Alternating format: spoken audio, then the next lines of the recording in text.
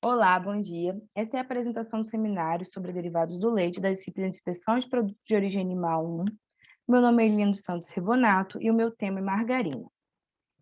Bom, para iniciar, vou falar sobre a definição de margarina e, de acordo com a Instrução Normativa número 66, de 10 de dezembro de 2019, que é o regulamento técnico da margarina atualmente, considera-se margarina o produto com teor de gordura mínimo de 10% e máximo de 90%, em forma de emulsão estável, plástica ou fluida, principalmente do tipo água em óleo, composto por água, óleos ou gorduras de origem animal ou vegetal, podendo ser adicionado de outros ingredientes.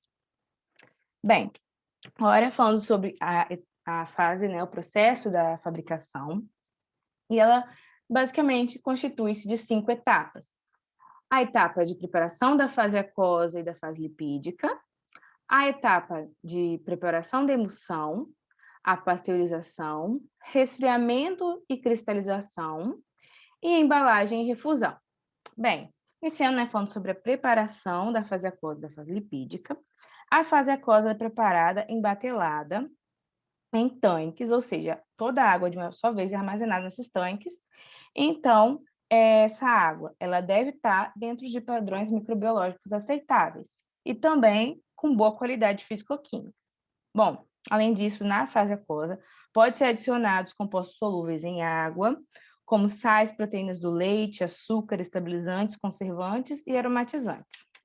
Bom, já na fase lipídica, ocorre a mistura dos lipídios de diferentes óleos e gorduras, onde a proporção desses lipídios e gorduras vai ser decisivo para o rendimento final do produto e também para a funcionalidade desejada, né? De acordo com o que será encaminhado, se vai ser uma margarina de mesa, se vai ser uma margarina culinária, enfim.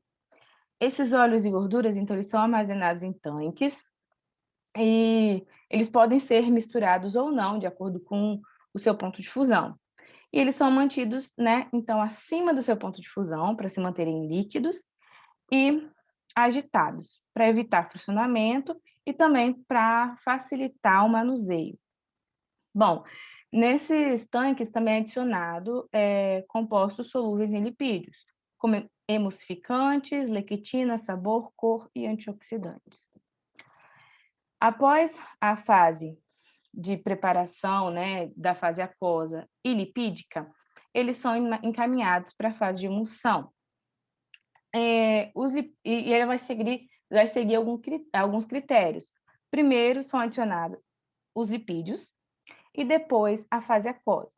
Bom, ele vai seguir a seguinte ordem. Primeiro, as gorduras de alto ponto de fusão vão ser adicionadas aos tanques de emulsão. Depois, as gorduras de baixo ponto de fusão e, por fim, os óleos líquidos. Após essas gorduras, né, esses óleos serem homogeneizados, então é adicionado a fase aquosa nesse tanque, né? E esse tanque ele tem uma espécie de misturador que vai, né, homogeneizar todas as fases. Então, ocorrer a emulsão. Bom, em seguida, a emulsão ela é direcionada para o pasteurizador, onde o produto ele é bombeado por meio de um trocador de calor, né, aqui dentro, para que ocorra a sua pasteurização. As vantagens do processo de pasteurização é justamente assegurar a inibição de crescimento de micro-organismos, fungos, bactérias, enfim. Após a fase de pasteurização, ela é encaminhada para o resfriamento e cristalização. Inicia-se, então, com a emulsão que acabou de ser pasteurizada, sendo bombeada, né, para dentro desse pistão, que é um pistão de alta pressão. Então, dentro desse pistão, possui um tubo com um eixo, e nesse eixo possui uma espécie de pás. E, então, o produto, né, ele vai passar ali nesse tubo, vai ser misturado, ao mesmo tempo que vai ser pressionado, né, com alta pressão. Além disso, também, ao redor desse tubo, possui um revestimento isolado que contém um líquido refrigerante para fazer, né, a troca de calor, ou seja, o resfriamento do produto. Então, alta velocidade de rotação do eixo, a troca de temperatura e a pressão, elas vão resultar numa emulsão muito mais poderosa, né, do que apenas um misturador ali seria capaz. E então, ocorre a formação de partículas muito menores, que dá fase de emulsão. Bom, então acaba aumentando a viscosidade do, do produto, devido à formação de uma espécie de rede tridimensional, que eu vou falar um pouquinho mais ali para frente. E onde os cristais de lipídios, eles vão estar em voltas de microgotas de água e vão estar ligados a outros cristais de lipídio, formando então essa rede tridimensional. Bom, após o resfriamento, o produto ele é transferido para cristalizadores intermediários, onde ocorre o amassamento do produto, né? Então, não tem mais troca de calor, ele vai apenas amassar o produto até apresentar uma textura lisa, que é a característica da margarina. Bom, então a margarina vai estar pronta e ela vai ser encaminhada para embalagem e refusão.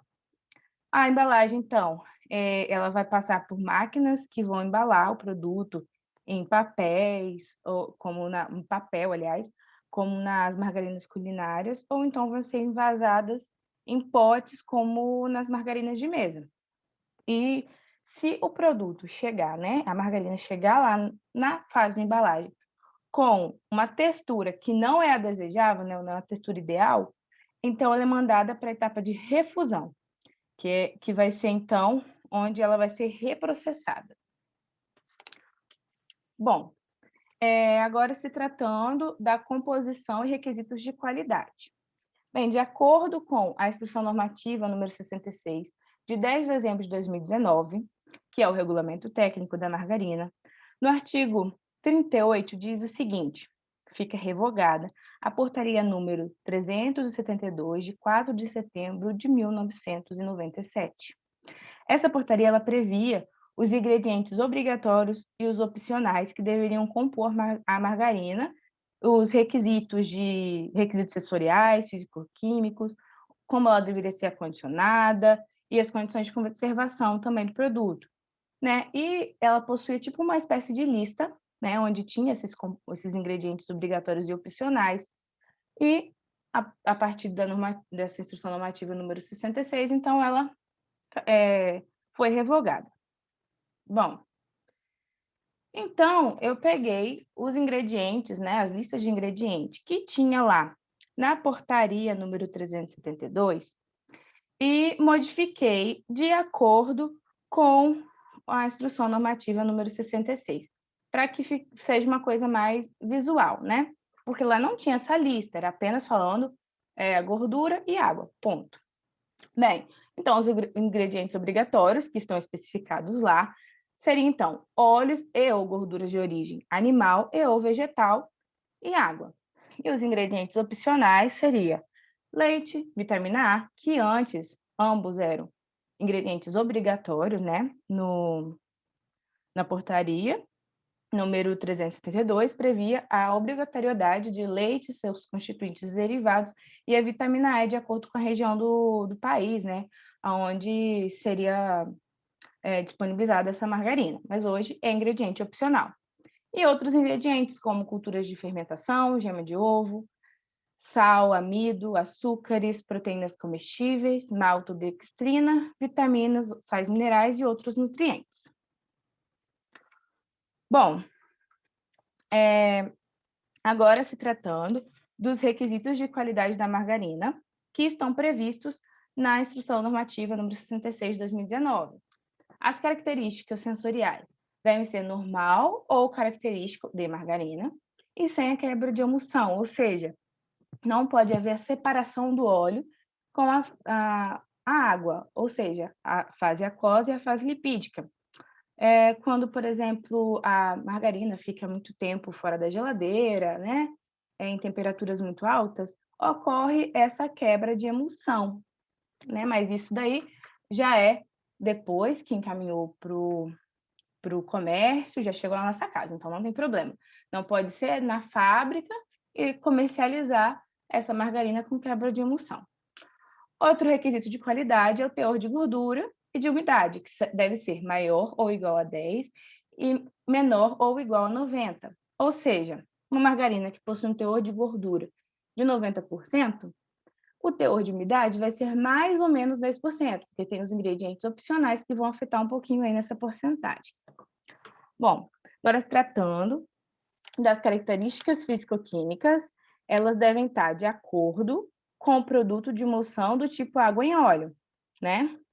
Que é um tipo de mistura que é homogênea, onde os glóbulos de água são conservados separados por cristais de gordura, como, né, representando, a grosso modo, nessa imagem aqui. As microbolhas de água, microgotas, desculpa, de água, são condicionadas pelos cristais de óleo em volta. E aqui nós temos uma molécula de microemulsão, no caso a água, recirculada pelos lipídios. Bom, e o acondicionamento deve ser em recipiente, pacote ou envoltório, destinado a proteger o produto para facilitar o transporte e manuseio. Aqui um exemplo, né, da margarina de mesa, como ela é condicionada. Bom, agora se tratando dos critérios de inspeção. Bom, em 2017 foi elaborado o novo RISPOA. Só que nesse novo RISPOA teve algumas particularidades e a margarina ela teve uma mudança bem até mesmo drástica, né, nos seus critérios de inspeção. Porque, de acordo com um compilado de perguntas e respostas que foi elaborado pelo DIPOA a respeito do novo RISPOA, né, foi dito então que as margarinas não são mais sujeitas à fiscalização e inspeção pelo DIPOA, um produto que antes era classificado como de origem animal, hoje não é mais classificado como produto de origem animal. Então, recentemente, o Ministério da Agricultura atribuiu a inspeção da margarina para o Departamento de Inspeção de Produtos de Origem Vegetal, o DIPOV, que então, né, porque esse produto ele é constituído, em sua maioria, por matéria-prima vegetal, não é obrigatório mais derivados do leite, então, né, foi destinado para o DIPOV. E, atualmente, também não possui mais o selo de inspeção de serviço, né, Serviço de Inspeção Federal, o CIF, né? Então, se você pegar uma embalagem de margarina hoje, não vai ter o selo CIF.